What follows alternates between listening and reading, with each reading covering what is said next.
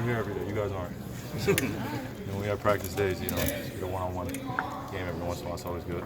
Of course, and kind of the behind-the-scenes things that kind of helps you guys prepare and just stay strong, of course. Of course, part of the commitment of trying to be great. So every day, just challenging the people that are here in the facility and just going after one another is great for the spirit. Defensive presence of the team. I know you went through that stretch, scored 120 points. You guys, why do you guys talk about defense? Where's it at? In terms of what? In terms of how you guys are executing defensively recently. What about it? Specifically though, because we were second in our streak. So, do you think it's at a high level? Are you satisfied? Or? Well, yeah, I think this has resulted in for mostly wins as of late. So I think that in terms of the little things that we can clean up, rebounding, being in the right spot, I think those are the little things that we can get better at just to limit teams from getting easy points. I've spoken about it the last few times, but just teams just getting leak outs in transition, back cuts, just easy plays. We can stop most of their plays, half-court plays. Everyone has a great feel of what system teams are running. So for us, we have a very, very versatile team. So a lot of switching, a lot of kind of systematic stuff that we have to limit teams from getting in the paint. And when we do that, then we're pretty successful. You guys are playing every other day for the next 36 days. Just how do you approach that from a physical standpoint, making sure you're prepared enough? Do everything you can. Do everything you can.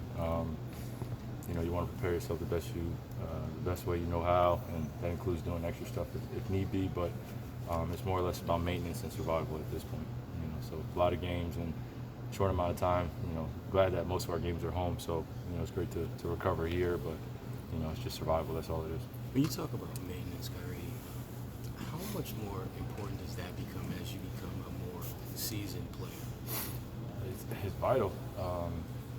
My off days, even if I don't come in the gym, they're dedicated to about 5 or 6 hours a day of just strictly recovery work and doing everything I can. So I have a great team around me, as well as the training staff here. So anything that I can do to get that edge, to make sure that I'm fresh, thinking about the things I do now compared to even a year ago is, my off days are no longer off days. They're just really dedicated to making sure that I'm committed. It's an everyday job.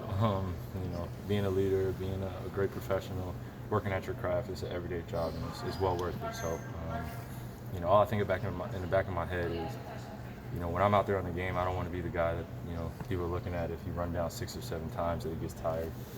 That 6 or 7 time, most guys are, they don't want to get back on defense. They don't want to set that screen. They don't want to do the little things again. And for me, I just try to put that in the back of my mind when I'm working out. Like, this is what I'm pushing for when I'm in the game, and obviously, working towards the end of the season. For a guy like Al, he's dealing with a knee issue right now. How important is it for him to take it slow at this point? It's very important. It's difficult to go through an injury in season. I don't think that gets enough attention of how hard it is for us as players to deal with injuries in the season. You have specific roles that you want to play, that the team has for you. You're playing well, or your team could be playing bad, your team misses you or something like that, and it puts a mental strain on you, and because you obviously want to come back and be the player and play the game that you love to do. So it's a test, but he's a veteran, he's been through it. We just want him to take his time. That's the only thing I could really preach is patience. So it's only December, it's about to be January. So. It is December, but the game like Saturday, was his presence, kind of enable you to get over Is that that? Saturday? Oh, against Saturday, Detroit? yeah. I think him and Rob Williams probably, going against bigs that, roll to the rim and are around that area where we kind of need a rim presence. So, and then also having that veteran leadership of knowing when to pop and knowing when to do little things on the rim. We got a lot of young guys on our team figuring out the game of basketball at a very high level. So reading and react is definitely something that we work on every single day, and then try to echo that in the game. Kyrie, back to the one-on-one. What does it do for you going up against a guy like Marcus, or even Terry? It's great. It's great. It keeps my spirits high because now I know that when I leave my house in the morning, I know exactly what I'm getting myself into. I'm tussling, with Terry, tussling with Marcus, going against JT with some length. And for me, I've seen so many different bodies on defense. Guys that are bigger, guys that are faster, anything like that. So I try to utilize these guys if we're going against them, using their energy, and then it's pretty seamless going into the game tomorrow.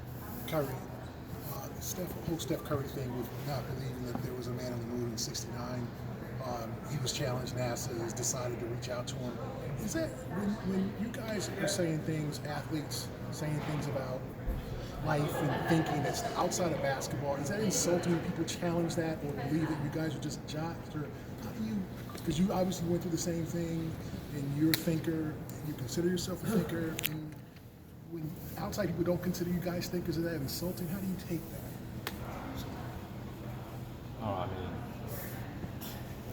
I hate that it has to be a subject of something like that where, we've been taught in science, within our classroom, certain things, and then you get older and you start coming into things that you have questions about.